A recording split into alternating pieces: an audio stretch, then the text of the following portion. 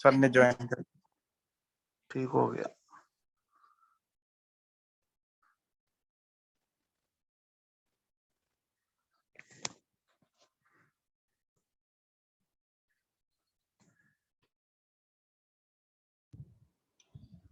अच्छा sorry but असल में इंटरनेट चला गया था, यूनिवर्सिटी में है तो यूनिवर्सिटी के इंटरनेट का आपको अंदाजा ही है। सर कोई बात नहीं। हाँ तो इस वजह से चलो हम दोबारा से स्टार्ट करते हैं। कलेक्शन ऑफ डाटा को हम डिस्कस कर रहे थे, तो इसमें हम डिस्कस कर रहे थे कि हमारे पास जो इसकी दो टाइप्स हैं, एक है प्राइमरी डाटा और एक है सेकेंडरी डाटा। जो प्राइमरी डाटा है ये ऐसा डाटा सेट होता है जिसको हम ग्राउंड पे जाके जो इंडिविजुअल्स हैं उनसे खुद रिकॉर्ड करते हैं या फिर हम इनोमिनेटर्स के थ्रू उनको रिकॉर्ड करवा लेते हैं। ठीक है। थर्ड इसका जो सोर्स हम कह सकते हैं प्राइमरी डाटा में वो ये हो सकता है कि जैसे अगर आपको किसी डिजीज से रिलेटेड डाटा चाहिए, ठीक है, तो आप क्या करें, आप किसी हॉस्पिटल में चले जाएं, हॉस्पिटल में जाके उनसे वो आप डाटा सेट ले लें। ठीक है। या फिर आप किसी अगर हम कोक और पेप्सी वाली एग्जांपल को रिकॉल करें तो आप कैफे वाले के पास चले जाएं। अब कैफे वाले को कहिएगा यार तुम अपने 3 दिन की जो सेल है उसका रिकॉर्ड हमें दे दो। ठीक है।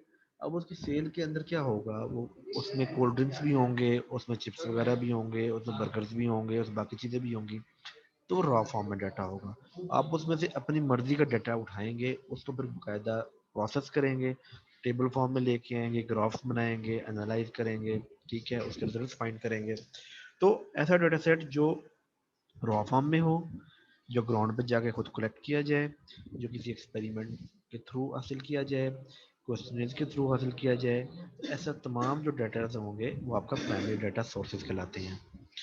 सेकंड है आपके पास सेकेंडरी डाटा, कि आपके वो सोर्सेज जो सेकेंडरी डाटा के अंदर आते हैं। तो वो क्या है कि the data which had been collected by some individual और agency and statistically treated to draw certain conclusion. Again, some data is used and analyzed to extract some other information is termed as secondary data. ठीक है। ये data set होता है जो already किसी और ने इकट्ठा किया होता है, उस पर ऑलरेडी उसने अपना एनालिसिस किया होता है, अपनी जो उसकी रिक्वायरमेंट है उसने वो फुलफिल की होती है। आप सेम डाटा सेट को लेके उसमें से फर्दर इंफॉर्मेशन उसमें से एक्सट्रैक्ट करते हैं या उसको अपनी क्यूरी के रिगार्डिंग उसको यूज करते हैं। सॉरी।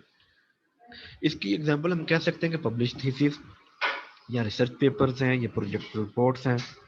अगर आप ब्यूरो आप स्टैटिस्टिक्स की जो वेबसाइट पे जाएं तो डिफरेंट डाटा सेट्स उसके ऊपर पड़े होते हैं, तो उन डाटा सेट्स को लोग डिफरेंट मकासद के लिए यूज़ करते हैं।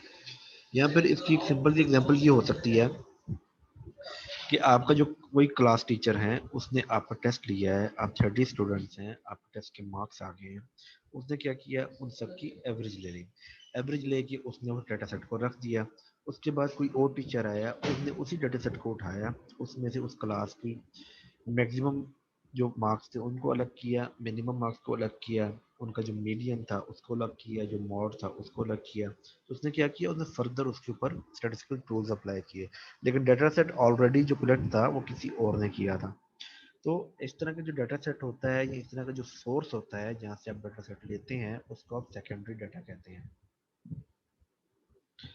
अच्छा, फिर है हमारे पास एक छोटा सा टॉपिक है कि रिलायबल डाटा, कि ऐसा वो कौन सा डाटा होता है जिस पे हम रिलाई कर सकते हैं या जिसके ऊपर हम स्टैटिस्टिकल टूल्स अप्लाई करें तो हमें वो इंफॉर्मेशन कंप्लीट दे।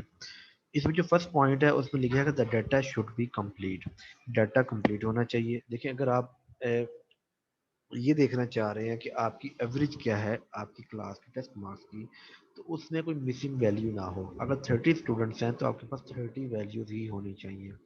ये ना हो कि उसमें दो तीन स्टूडेंट्स की वैल्यूज आप रिकॉर्ड ही ना करें। ठीक है। या फिर आप डबल रिकॉर्ड कर दें, वो एट दी एंड आपके पास जो वैल्यूज आ रही हैं वो 32 आ रही हों जबकि क्लास आपकी 30 की है। तो डाटा आपके पास कंप्लीट होना चाहिए, जो आप जितने इंडिविजुअल्स हैं उतनी ही आपके पास नंबर ऑफ ऑब्जर्वेशन होनी चाहिए। फिर ये कि the data should be consistent. ठीक है। डाटा एक तो कंसिस्टेंट होना चाहिए। देखें अगर आप किसी बच्चे से आपने मार्क्स पूछे हैं, उसने बताया कि उसके 8 मार्क्स आए हैं, जब दोबारा से क्वेश्चन करें तो आपको वो 6 ना बताए, वो आपको 7 ना बताए, ठीक है। कंसिस्टेंट होनी चाहिए। अगर कोई प्रोडक्ट का डाटा आप लेके चल रहे हैं तो वो उस प्रोडक्ट की जो प्राइस है वो कंसिस्टेंट होनी चाहिए, ठीक है। तो आपके पास डाटा जो है, यानी जो आपके पास जो आंसर्स आ रहे हैं वो रिलायबल होने चाहिए, वो ठीक होने चाहिए। फिर the data must be accurate, data में कोई मिस्टेक ना हो। जैसे अगर आपके क्लास टेस्ट में टोटल मार्क्स ही 10 हैं लेकिन रिकॉर्ड आप उसमें 12 कर रहे हैं या 13 कर रहे हैं, तो इट मीन्स आप गलत उसको रिकॉर्ड कर रहे हैं। तो आपने जो रिकॉर्ड करना है आपने उसको एक्यूरेट करना है। लास्ट वन है the data should be homogeneous in respect of unit of information, ठीक है। डाटा जो सा हो वो उसका यूनिट सेम हो।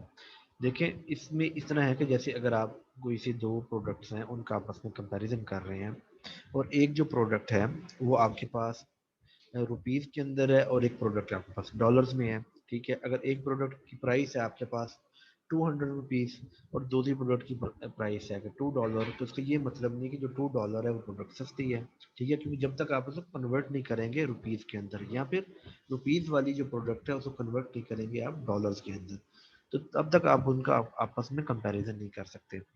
तो रिलायबल डाटा हमारा वो होगा जो एक तो वो कंप्लीट होगा, सेकंड वो कंसिस्टेंट होगा, थर्ड वो एक्यूरेट होगा, और लास्ट उनका